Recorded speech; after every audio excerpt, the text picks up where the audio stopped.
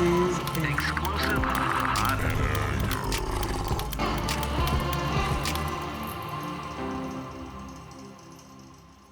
Alors, bienvenue à tous dans cet épisode super spécial de notre émission en balado-diffusion.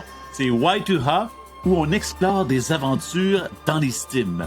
Et après une expo-science virtuelle absolument incroyable, c'est un petit peu clair que vous vouliez tous entendre parler un peu plus au sujet de nos lauréates et de nos lauréats des prix Platine et aussi nos prix du meilleur projet.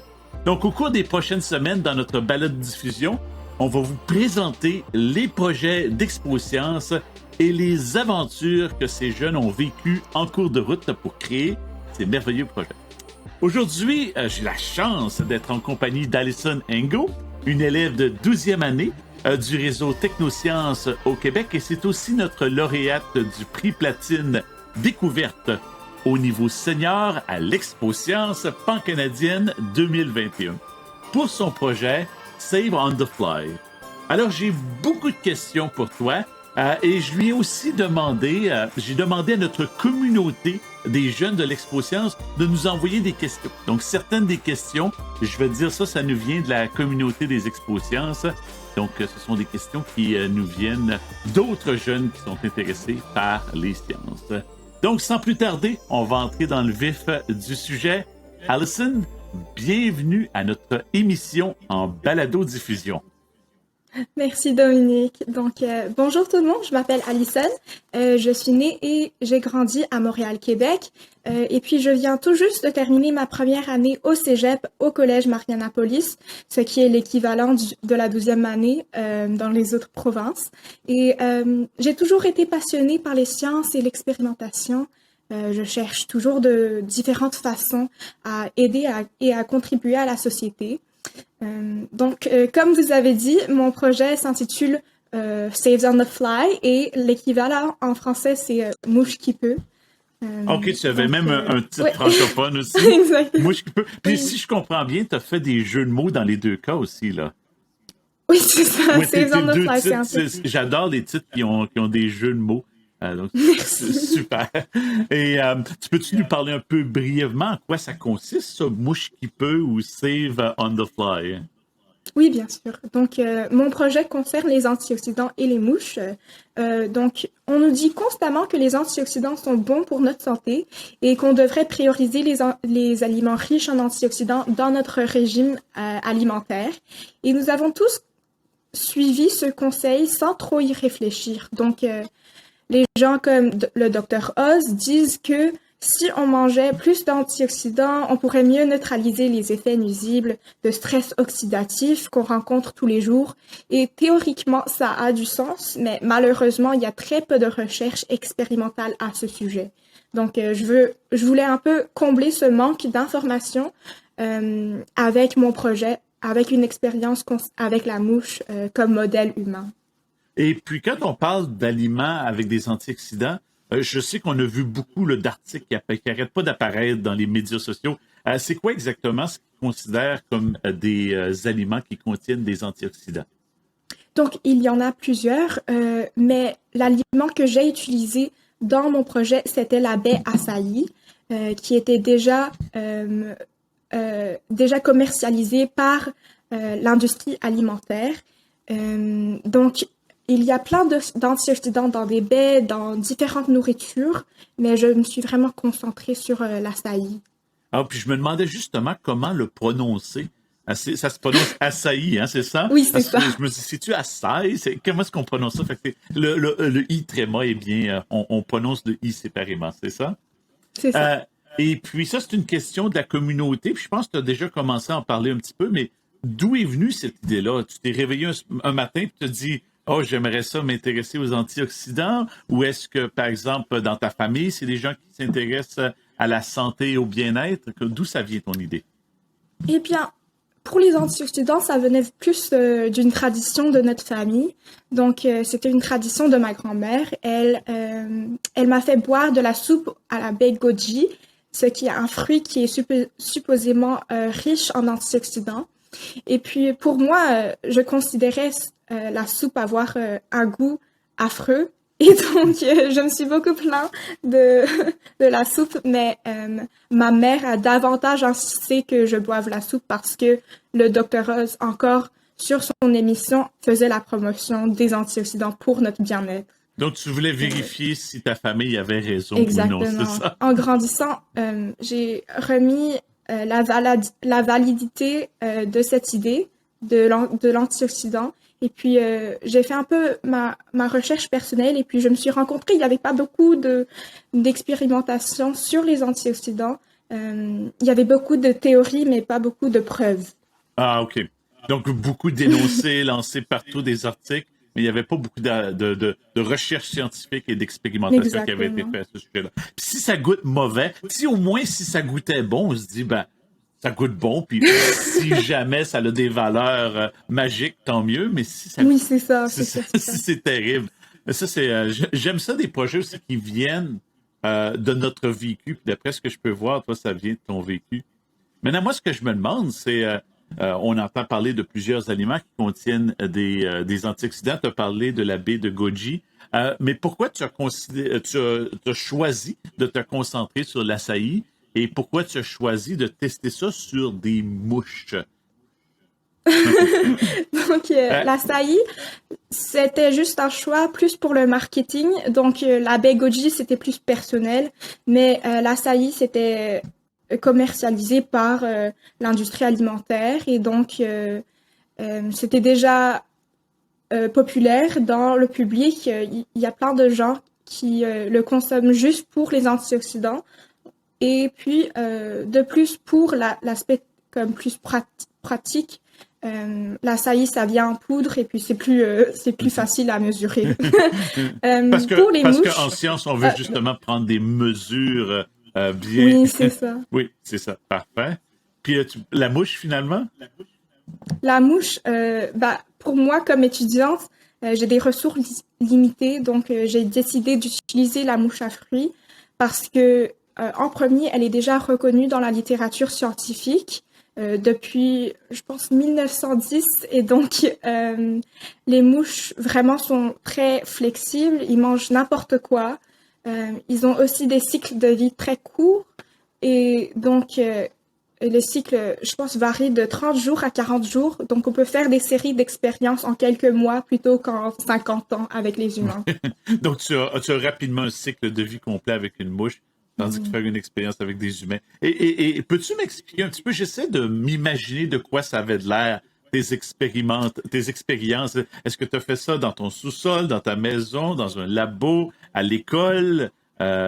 Puis où est-ce qu'on obtient ça, des mouches? Est-ce que tu as attrapé des mouches? Je suis curieux là, de savoir là, comment tu as fait ton projet.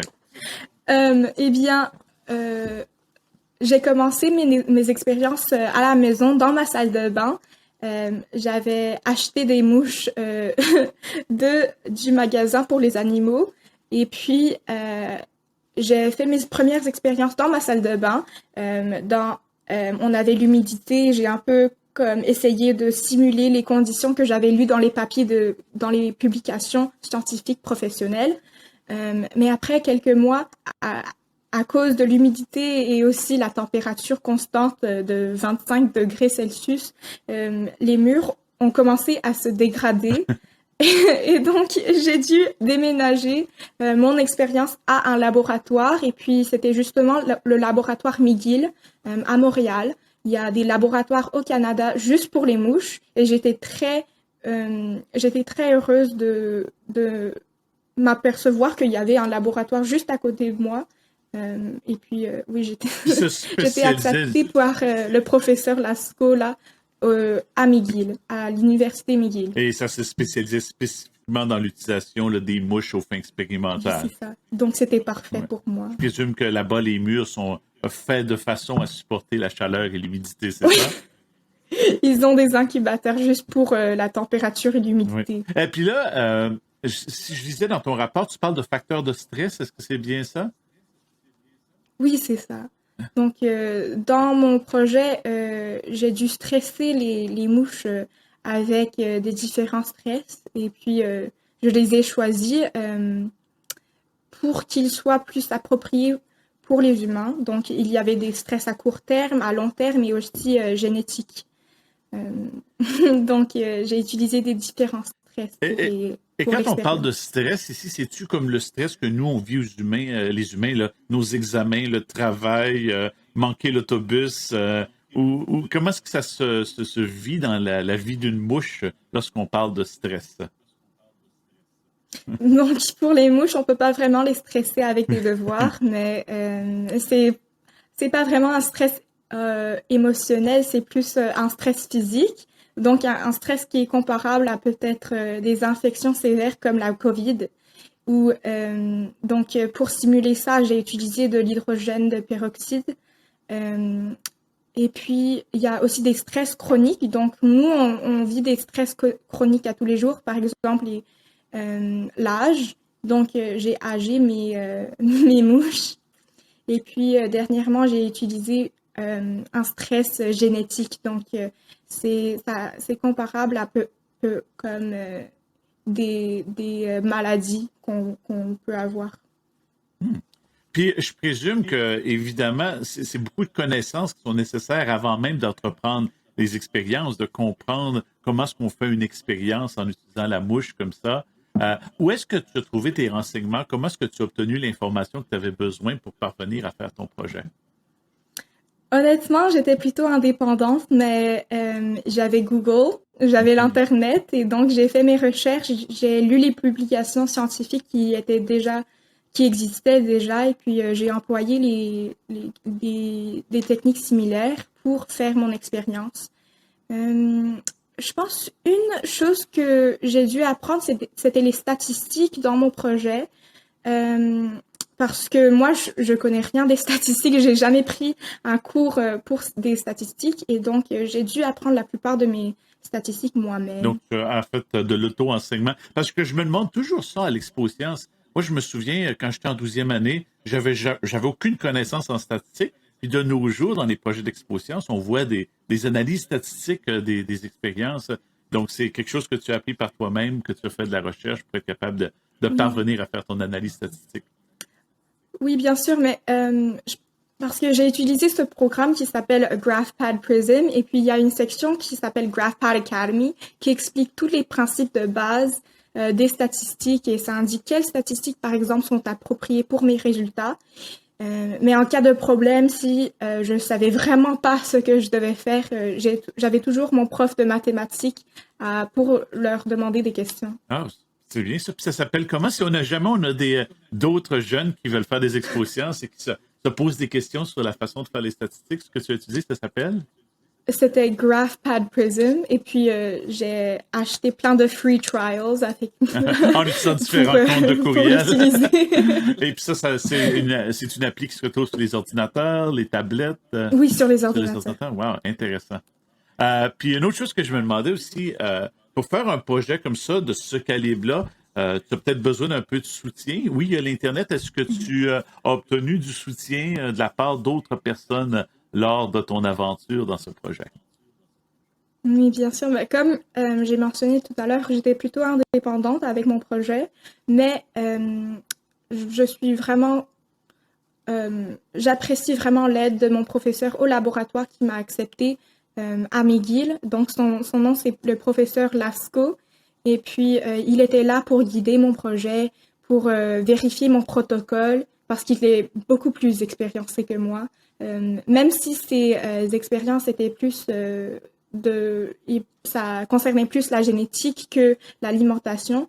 Il était toujours là pour m'aider et aussi il m'a enseigné les techniques de base pour, euh, pour observer les mouches et puis pour l'expérience en général.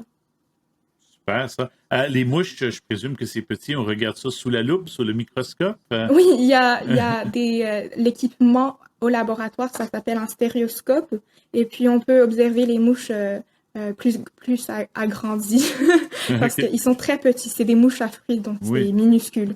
Puis je présume que dans ton projet, tu voulais voir les signes de vieillissement. Est-ce que c'est des choses que tu observais, ça?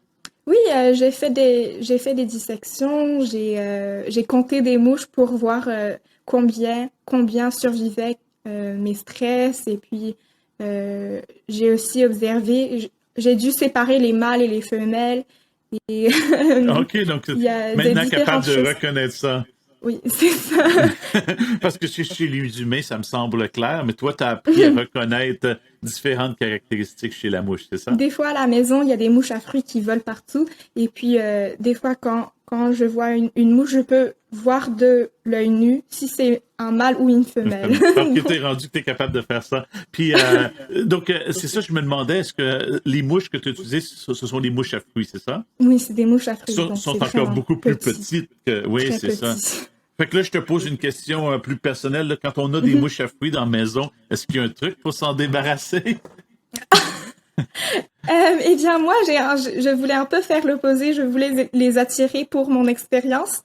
Donc, j'ai pas vraiment de conseils à vous donner pour s'en Pour s'en débarrasser. débarrasser. Puis, dans ta maison, quand tu as commencé, dans ta salle de bain, est-ce qu'il y avait des mouches tout partout dans la salle de bain, c'est ça? Eh bien, on les met dans des éprouvettes pour Ah, les OK. observer, mais c'est un peu plus contrôlé qu'à la maison, Ouais, normalement. je peux m'imaginer. Et puis, là, ce que je suis intéressé de savoir, tu nous as donné tout à l'heure un genre d'aperçu là, de tes résultats, mais est-ce que tu peux nous donner des choses un peu plus précises, des choses que tu as découvertes en faisant ton expérience? Oui, donc en bref, j'ai découvert que les antioxydants peuvent protéger les mouches contre les stress sévères à court terme, mais sans gros impact pour d'autres situations. Et puis, en fait, pour quelques tests que j'ai faits au long terme, c'était nuisible. Donc, les antioxydants sont bons dans certains cas, mais aussi nuisibles dans Dans d'autres certains cas? autres cas. OK. Ça veut pas dire parce que je mange de la baie d'acai que je vais vivre jusqu'à 150 ans, là. Non, Non. malheureusement, non. Et donc, pourquoi tes résultats sont importants? Pourquoi c'est important pour nous, pour la société, pour toi, ta famille? Pourquoi est-ce qu'on fait ça?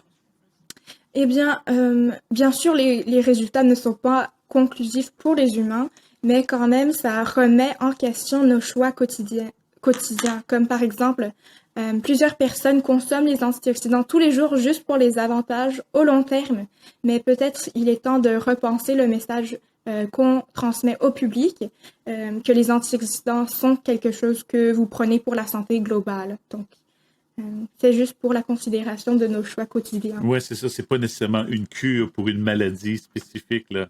Oui. C'est ça. Puis, qu'est-ce que toi, tu aurais à dire aux compagnies là, qui font de la promotion là, de leurs produits comme étant des produits miracles? Eh bien, je pense que ils ont le droit de le faire, à continuer, parce que, en fait, les résultats de mon expérience encore ne sont pas conclusifs pour nous, les humains. Mais peut-être, j'espère vraiment que cette expérience encouragera d'autres recherches sur les antioxydants, parce que j'ai trouvé quelques avantages, par exemple, pour la fertilité au court terme. Et donc, j'encouragerais vraiment les industries à faire plus de recherches, parce que les choix sont très importants dans notre vie et l'alimentation sont à la base de notre santé. Mhm. Et puis, si c'est appuyé par de la recherche, ça a le plus de valeur aussi de faire ces messages-là. Oui, exactement. Maintenant, tu m'as déjà parlé d'un des contretemps que tu as vécu en faisant ton projet, la salle de bain. Est-ce qu'il y a d'autres problèmes qui se sont produits dans la réalisation de ton projet, des défis que tu as eus, des frustrations que tu as vécues? On pense toujours que tout est parfait quand on fait des sciences. On arrive à l'expo science, c'est beau, c'est fantastique, mais souvent, ça inclut plusieurs défis ou échecs. J'aimerais que tu nous parles comment tu as vécu ça. Oui, bien sûr. Donc, au laboratoire, des fois, je fais mes expériences et il y a une longue journée à faire du travail, à préparer de la nourriture pour les mouches. Et puis, une journée après une longue journée au laboratoire, j'étais un peu énervée, j'avais un peu la flemme et donc j'ai voulu prendre quelques raccourcis en préparant la nourriture. Et puis, par conséquent, j'ai mal préparé la nourriture des mouches et ça a entraîné plusieurs erreurs. Donc, cet instant-là m'a fait perdre 2 mois de mon été, Oh, wow. beaucoup de travail à faire et ça m'a obligée à recommencer mon expérience pendant l'année scolaire. Donc, Donc, quand tu parles mais je voulais 2 mois juste... de ton été, Ça veut 2 dire mois de que là, travail. on commence le nouvel été. Tu as commencé ça il y a longtemps, ce projet-là. Là. C'est pas quelque chose que tu as Oui, fait dans les 3 semaines avant l'Expo Science, là. Non, Non. non, bien sûr que non. J'ai commencé avec les mouches quand j'avais 12 ans. Maintenant, j'ai 16 ans, donc ça fait à peu près 4 années. Oui, ça fait longtemps que je travaille avec les mouches. Mais je voulais juste dire aux exposants et aux jeunes qui veulent devenir finalistes à l'SPC que lorsqu'on trouve des erreurs comme dans notre protocole, il faut persévérer, il faut corriger ces erreurs et puis je me suis toujours appuyée sur mes connaissances que j'ai acquises lors des expériences précédentes et vraiment il ne faut jamais abandonner. C'est tentant d'abandonner, mais j'ai toujours pu faire les ajustements nécessaires, même si j'étais obligée de refaire une partie de l'expérience. Donc, il faut avoir de la persévérance. Ça, c'est un Oui, message la important. persévérance. Là, tu as commencé, tu disais à 12 ans. Est-ce que c'est ta première participation à l'Expo Science ou tu as déjà participé dans le passé? C'est ma deuxième. C'est ta deuxième? C'était ma deuxième. OK. J'ai pris comme une année de sabbatique en 2019 et puis en 2020 c'était annulé malheureusement, mais en 2021 je suis revenue avec un nouveau projet et puis maintenant on est là. OK, donc c'était en 2018 que tu l'avais fait, c'est ça? Oui, 2018. Puis ça, est-ce que tu ne traitais pas des mouches et des antioxydants du tout à ce moment-là? En fait, c'était les mouches et les antioxydants. C'est très similaire, mais il y avait la grande différence que c'était pas sur le stress. Donc, oui, c'était vraiment les antioxydants encore, mais avec cette expérience, cette fois-ci, c'était beaucoup plus compliqué, plus approfondi et j'ai appris plusieurs choses sur les mouches et le stress. Excellent. Donc, quand on parle aux jeunes qui sont intéressés peut-être à commencer des projets d'Expo Science, c'est une bonne idée de leur dire que tu peux continuer un projet sur un sujet similaire, mais toujours l'amener plus loin chaque année ou expérimenter différents aspects ou perspectives du sujet, là. Ouais. Oui, bien sûr, il faut toujours comme choisir un sujet qui vous passionne. Et si, par exemple, pour moi, c'était les antioxydants, si ça vous passionne, continuez avec ça. Chaque expérience pose des questions. On découvre plus de choses et puis on réalise qu'on a plus de questions à répondre. Et donc, si tu veux continuer avec tes recherches sur un certain sujet, je vous encourage de continuer comme Oui, ça. parce que comme tu viens de dire, c'est beaucoup de travail faire des expériences. Et si c'est un sujet qui t'ennuie ou qui ne t'allume pas, imagine à quel point ça peut être ennuyant. Tandis que Oui, au moins, si exactement. c'est beaucoup de travail, des fois frustrant, mais c'est quelque chose qui te passionne, ben c'est plus facile de persévérer dans ce cas-là. Oui, bien sûr. Là, tu recueillais des résultats. Ces résultats-là, tu faisais des observations, tu parlais d'utiliser, là, tu appelais ça un microscope, mais je présume que c'est celui à 2 yeux. Comment tu avais appelé ça tout à l'heure, là? Un stéréoscope. Ouais. Et là, tu faisais ta cueillette de données.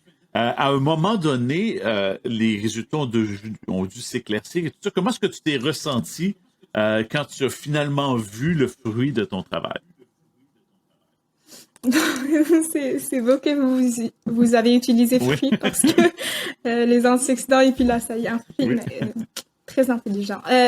La scientifique en moi me dit que durant mon expérience, je devais tenir mes préjugés à la distance pour ne pas affecter mes résultats d'une manière ou d'une autre.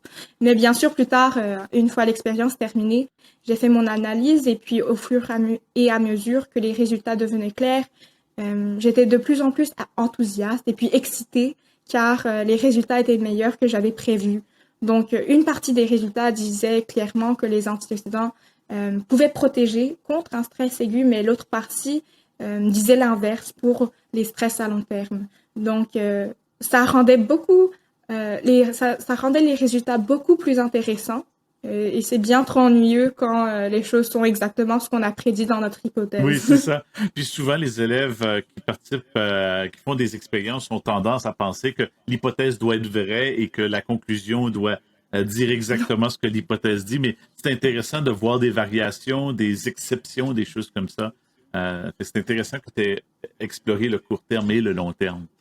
Maintenant, si on arrive à l'expo-science cette année, format différent, comment est-ce que tu as vécu ça, une expo-science en ligne? Ben, en fait, j'étais à l'Expo Science 2018 en présentiel, mais je dois dire que virtuel, c'était un peu différent, mais l'esprit était quand même là, l'excitation était quand même là durant tout au long de mon séjour. Moi, c'est drôle qu'on appelle ça un Euh, séjour. C'est comme si on avait pris l'avion et on avait voyagé, mais finalement, on est resté à la maison. mais quand même, c'était amusant et j'ai vraiment bien aimé l'Expo Science, même si c'était en Moi, je virtuel. dois t'avouer que chaque année, j'anime la cérémonie de remise des prix. Puis quand je nomme un élève, de voir la joie, de voir les membres de sa région se lever, applaudir, c'est beau à voir. Puis cette année, quand j'ai animé la remise des prix, j'étais tout seul devant une caméra dans un studio.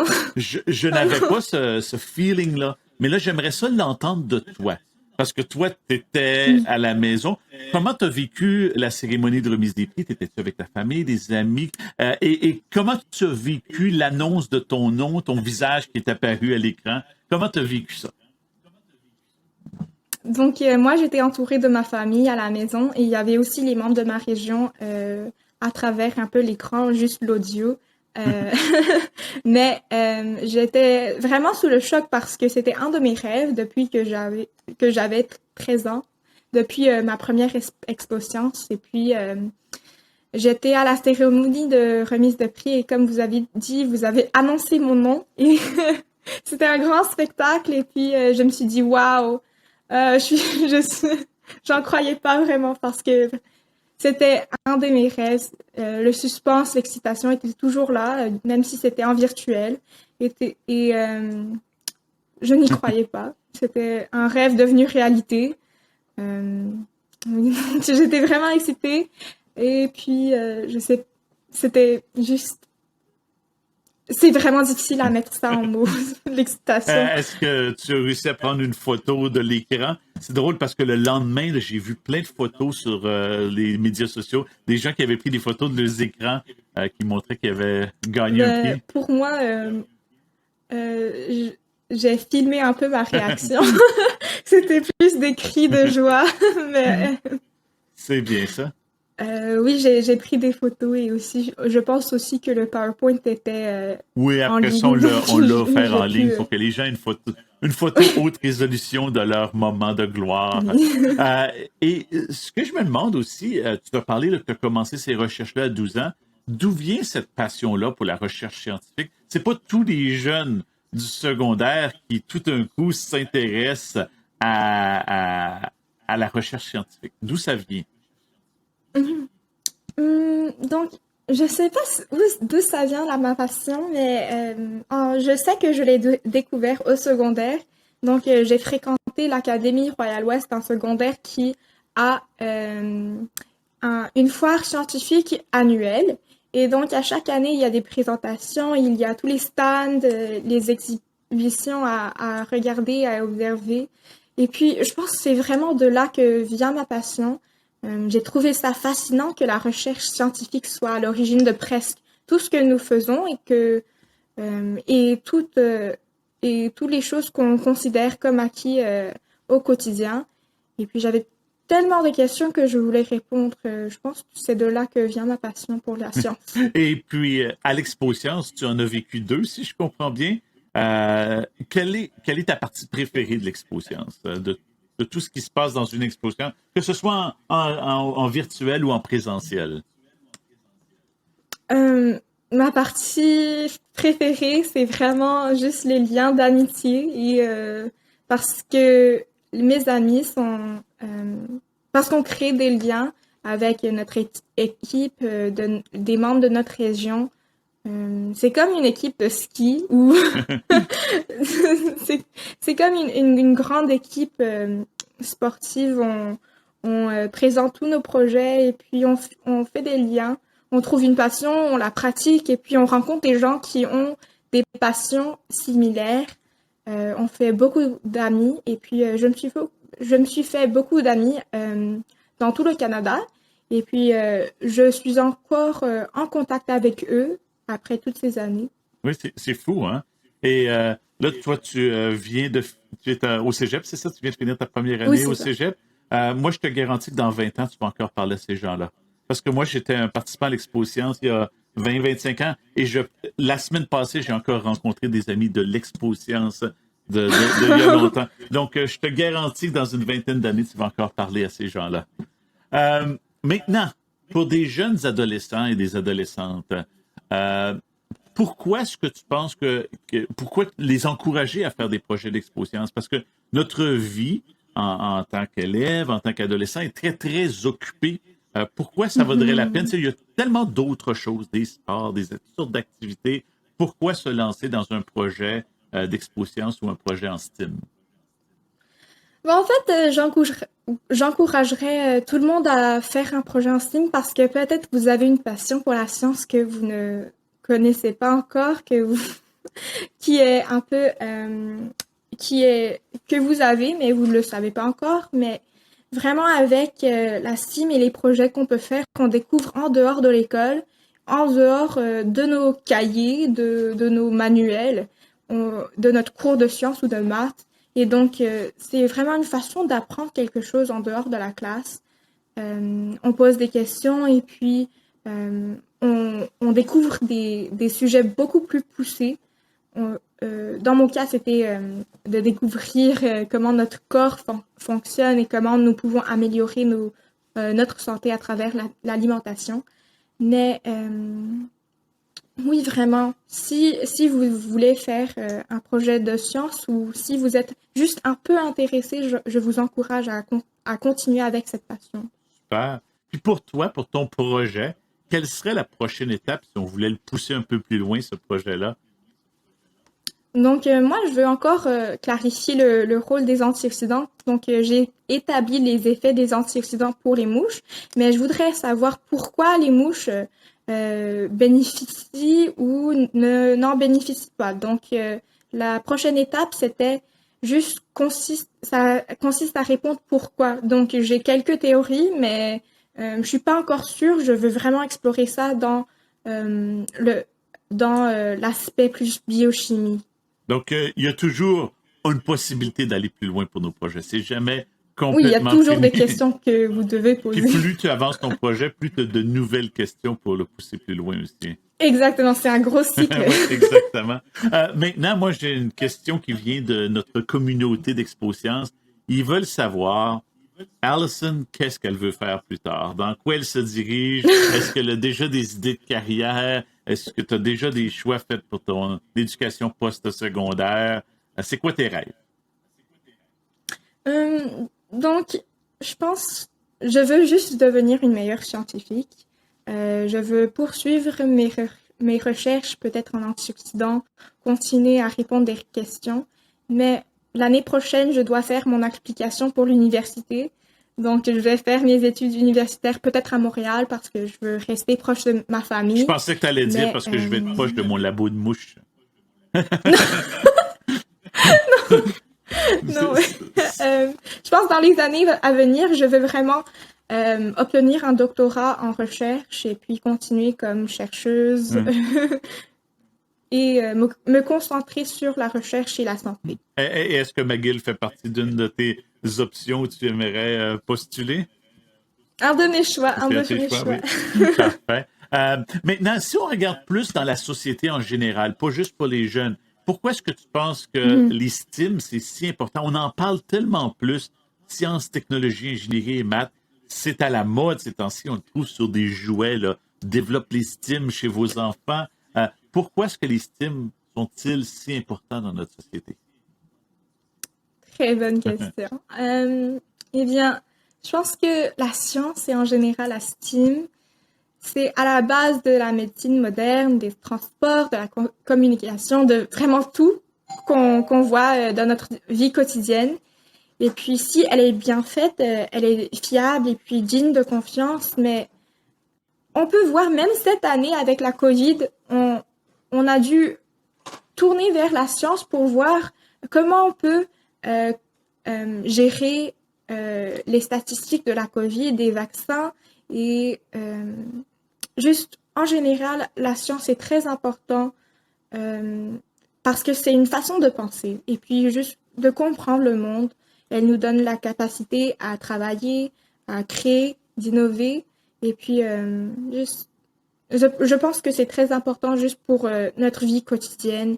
On s'appuie sur la science pour un peu apprendre pour les différents aspects de notre vie et puis comprendre pourquoi quelque chose ça arrive ou en général juste la science est très importante pour notre vie quotidienne. Oui, je pense pour la vie quotidienne de se poser des tonnes de questions aussi, hein, comme tu as fait, de ne pas toujours prendre tout pour du cash, de prendre le temps d'aller vérifier la recherche qui se trouve derrière des affirmations. Je pense que c'est important d'avoir des adultes qui ont une certaine littératie scientifique. Oui, bien sûr.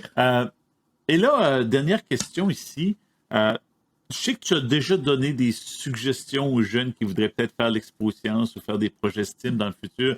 As-tu un dernier message à leur dire à tous nos auditeurs qui sont souvent des jeunes qui font des projets en STEAM? As-tu des suggestions à leur faire, des façons de choisir un sujet, comment rester motivé quand ça ne fonctionne pas? As-tu des idées pour eux? Je pense vraiment le message, c'est trouver quelque chose qui vous passionne, garder l'œil ouvert tout le temps, et puis pour rester motivé, encore, c'est juste la passion parce que, comme vous avez dit tout à l'heure, si on a un sujet auquel on ne s'intéresse pas vraiment, on va être vraiment ennuyé. Il faut trouver un sujet qui vous passionne et encore, n'abandonnez pas si ça semble impossible parce qu'il faut toujours persévérer. Et puis, il y a des différents obstacles.